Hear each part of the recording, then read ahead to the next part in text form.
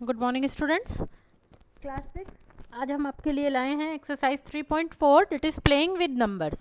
Playing with numbers का जो ये एक्सरसाइज है ये काफ़ी यूज़फुल है। हम डिविजिबिलिटी रूल्स पहले पढ़ चुके हैं, उसी के बेसिस पे इस वाली एक्सरसाइजेज में आपका क्वेश्चन नंबर 1 देखिए क्या कहते हैं। सबसे पहले जब भी हमें इसके कॉमन फैक्टर्स निकालने हैं, पहले क्वेश्चन में दिया गया है find the common factor 20 and 25। 20 and 25 आपको इसके कॉमन फैक्टर्स करने हैं। तो सबसे पहले हम क्या करेंगे, फैक्टर्स ऑफ 20 के फैक्टर आपको पहले भी सिखाए थे करने का तरीका। 1 से डिविजिबल होता है 2 से, 4 से, 5 से, 10 से, 20 से। ओके, ऐसे ही आप फैक्टर ऑफ 25 लिख लीजिए। फैक्टर ऑफ 25 क्या होंगे, 1 5 ये 28 है, सॉरी, 1 2 4 7 14 एंड 28। तो आपको बताना है कॉमन फैक्टर। कॉमन का मतलब जो दोनों में आए हैं, तो 1 2 4 इन्हें हम सर्कल कर सकते हैं। तो ये फैक्टर्स ऐसे हैं जो दोनों के टेबल में आए हैं, दोनों के फैक्टर्स हैं। तो ये आपके कॉमन फैक्टर्स आपके क्या क्या हो जाएंगे, लिख दीजिए। Common factor equal to 1 2 4। तो ये आपके कॉमन फैक्टर्स हमें मिल गए हैं। इसी तरीके से इस क्वेश्चन के बाकी पार्ट्स आप करेंगे। एक पार्ट और मैं आपके लिए कर देती हूँ, 15 एंड 25। आइए 15 के सबसे पहले हम फैक्टर पता कर लेंगे क्या हुए हैं, 1 3 5 15। 25 के लिख दीजिए 1 5 25। ऐसे ही आपके जो कॉमन फैक्टर्स होंगे वो हो जाएंगे 1 एंड 5। ओके, क्वेश्चन नंबर 2 पे चलते हैं। Find the common factors of 4 8 and 12। 4 8 and 12 इसी तरीके से तीनों नंबर के अलग अलग फैक्टर कीजिए और फिर उनमें से आप कॉमन सेलेक्ट कर लीजिए। 4 8 एंड 12। तो सबसे पहले हम फैक्टर करेंगे 4 के फैक्टर हो जाएंगे 1 2। 4 के फैक्टर यहाँ पे हो जाएंगे 1 2 4। 8 के फैक्टर्स हो जाएंगे 1 2 4 8। 12 के हो जाएंगे 1 2 3 4 6 एंड 12। कॉमन कौन कौन से हुए बच्चों, 1 2 एंड 4। तो common factors will be 1 2 and 4। ये आपका क्वेश्चन नंबर 3 है। Find the first 3 common multiple. Multiple क्या होते हैं, जैसे 5 के मल्टीपल आपको बताना है तो आप 5 का टेबल लिख देते हैं। 6 का मल्टीपल मीन्स 6 से मल्टीप्लाई करके लिख देते हैं।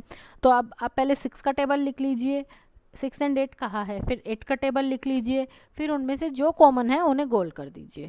ओके, तो सबसे पहले क्वेश्चन में यहाँ पे हमें क्वेश्चन नंबर 3 में कहा है 6 एंड 8 के मल्टीपल बताइए। तो 6 के मल्टीपल मीन्स 6 का टेबल आप राइट डाउन कर लीजिए। ओके, ऐसे ही आप 8 का मल्टीपल लिख के 8 का टेबल लिख लीजिए। ठीक है, इनमें से कॉमन क्या हुआ हमारा, फर्स्ट 3 कॉमन बताने हैं। तो फर्स्ट 3 कॉमन में आपके आए 24 48 एंड 72। आप अपना टेबल वहीं तक लिख लीजिए जहाँ तक आपके 3 कॉमन मल्टीपल आपको मिल जाए। क्लियर, तो मल्टीपल में हम आगे टेबल लिखते चले जाते हैं और फिर दोनों नंबर्स में से आप कॉमन सर्च कर लीजिए। क्लियर, नेक्स्ट क्वेश्चन क्या कहता है, write all the numbers less than 100 which are common multiple of 3 and 4। Common multiple of 3 and 4। तो आप 3 के मल्टीपल लिखिए, 4 के मल्टीपल लिखिए, कहाँ तक लिखने हैं आपको, 100 तक, 100 के लेस देन तक। ओके, चलिए 3 के मल्टीपल मैं 1 मिनट आपको यहाँ पे पॉज कर लेती हूँ, लिख लेती हूँ, फिर दिखाती हूँ। 3 के मल्टीपल देखिए क्या है, 3 6 9 12 15 18 21 24 27 30 33 36 39 और ये बाकी इधर लिखे हैं 99 तक मैंने लिखा है। ऐसे ही आप मल्टीपल ऑफ 4 भी लिख लीजिए, ये मैंने 96 तक लिख लिए हैं। 4 4 ऐड करके लिख लीजिए, लिख सकते हैं। फिर आप इनमें से कॉमन मल्टीपल्स को सर्कल कर लीजिए। कौन कौन से आए हैं हमारे पास, 12 24 36 48 60 72 84 एंड 96। ओके,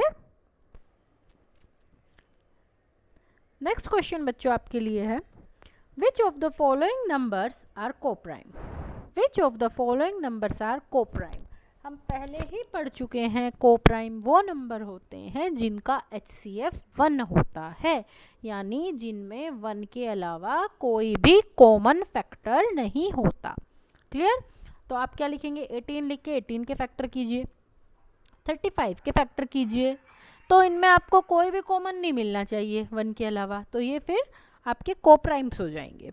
ओके, जैसे फैक्टर ऑफ 18 लिखे मैंने 1 2 3 6 9 18। 35 के लिख लीजिए 1 5 3 1 5 7 35। इनमें कॉमन क्या आया, केवल 1, और कोई नंबर कॉमन है नहीं। तो जब केवल एक फैक्टर 1 कॉमन होगा it means they are coprime. Clear? ऐसे ही आप बाकी का भी चेक कर सकते हैं कौन कौन से नंबर कोप्राइम हैं जो आपको पेयर दिए हैं। जैसे एक और कर देते हैं 30 एंड 415। 30 के फैक्टर हुए हैं 1 2 3 5 6 15 30, और 415 यानी 415 के भी ऐसे ही आप फैक्टर कर लीजिए। किस किस की टेबल में आया, 1, और 1 के बाद ही तुरंत हमारा आना शुरू हुआ 5।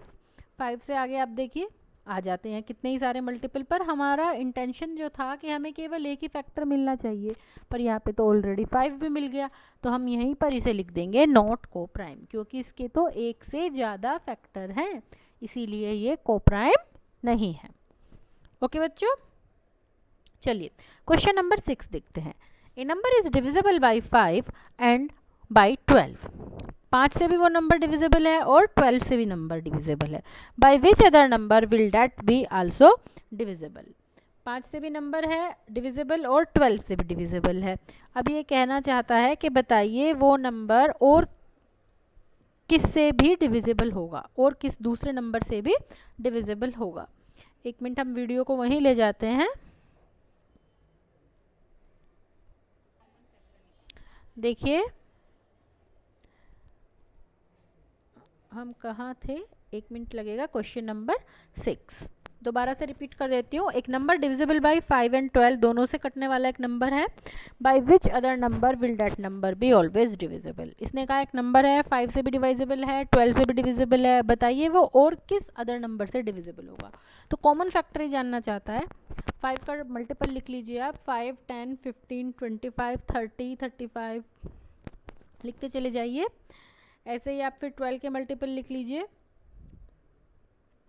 दोनों में क्या आया है कॉमन, 60। ठीक है, तो इसका आंसर आपका क्या आ जाएगा, 60। चलिए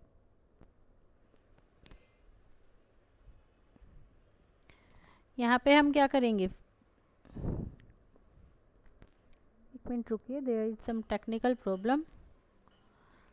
60 के भी आप मल्टीपल लिख लीजिए, 1 2 3 4 6 10 15 20 30 60। ये हमने लिख लिए 60 के फैक्टर्स, तो ये नंबर इन सब से भी डिविजिबल होगा। क्वेश्चन नंबर 7 देखिए, number is divisible by 12 by other number it will also be divisible. तो आपको क्या करना है, ऐसे ही आप 12 के फैक्टर्स करके जान सकते हैं। जैसे 12 का फैक्टर क्या हुआ बताइए, 12 लिख लीजिए, 1 2 3 4 6 एंड 12।